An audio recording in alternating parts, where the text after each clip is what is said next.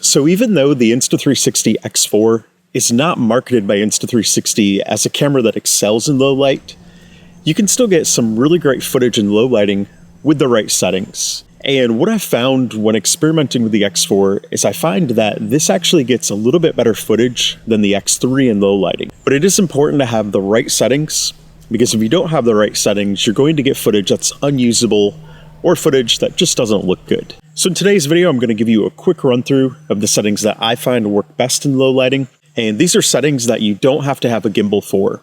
Now, if you do already own a gimbal, there is one setting that I'm going to provide you that you can change a little bit because of the gimbal.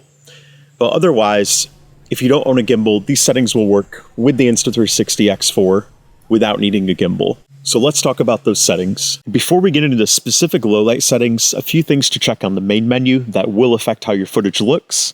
So you want to swipe down, swipe left, and get to this setting right here with the cog. And we're going to click on that.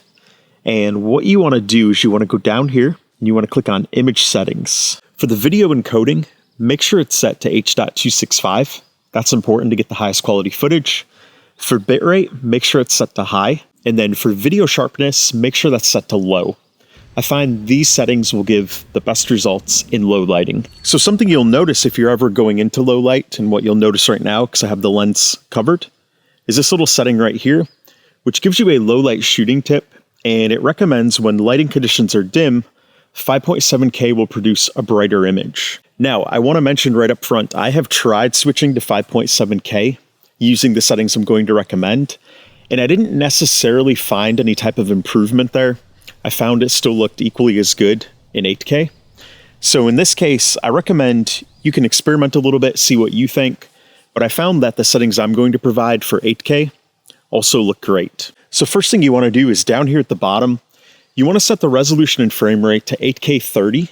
I recommend that, and I'll explain a little bit later why I recommend that frame rate of 30, but I do recommend the 8K 30. And then the next thing you want to do is you want to swipe left, and we want to select the M here. The M is for manual.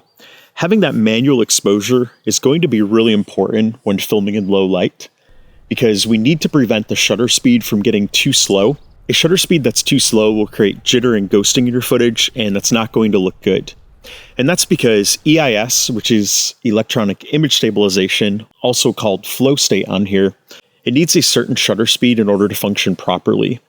And the nice thing about the X4 is that shutter speed is a little bit lower than some other cameras with smaller sensors. So that is one nice aspect of this. So once you've selected M there, first thing you want to do is you want to go to color mode. So I recommend standard or flat. That really just depends if you want to do any grading later on.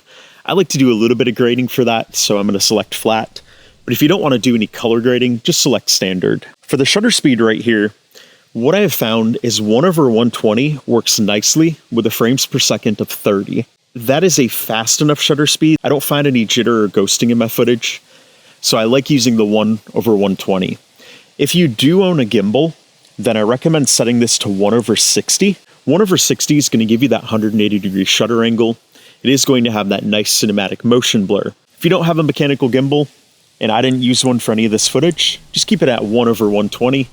Mechanical gimbal is something extra to bring along, and it's bulky, it's large, and part of the appeal of a camera like this is to have something that's very small. So shutter speed of 1/120 right there. And then for the ISO, this is going to be purely dependent on how bright your low lighting is.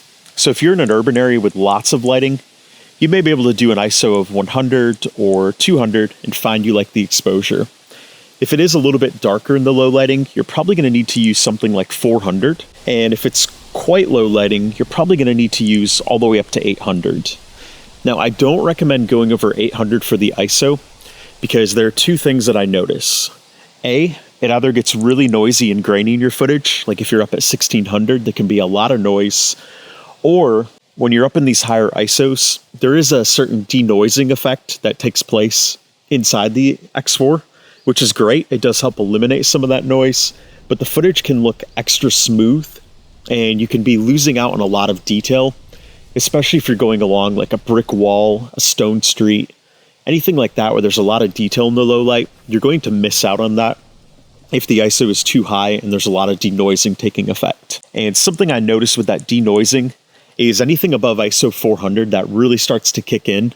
So with the sample footage that I filmed, I kept the ISO as high as 400, but I never went higher than 400. Some of the scenes were 200 and some were 400. So my recommendation there is don't go over ISO 400 unless you really have to.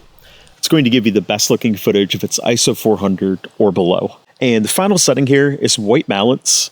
When I'm filming in low lighting, I like to use a white balance of about 4000K. I find that gives the best results. But anything between 3200K and 4000K will look good. 3200K is going to be a little bit bluer in low lighting, but I generally use 4000K as my favorite setting. And that's it. Those are the settings that I recommend for low lighting. Speaking of settings for the X4, if you'd like to learn more about the X4 and the best settings I recommend for all the other modes, check out this video right here.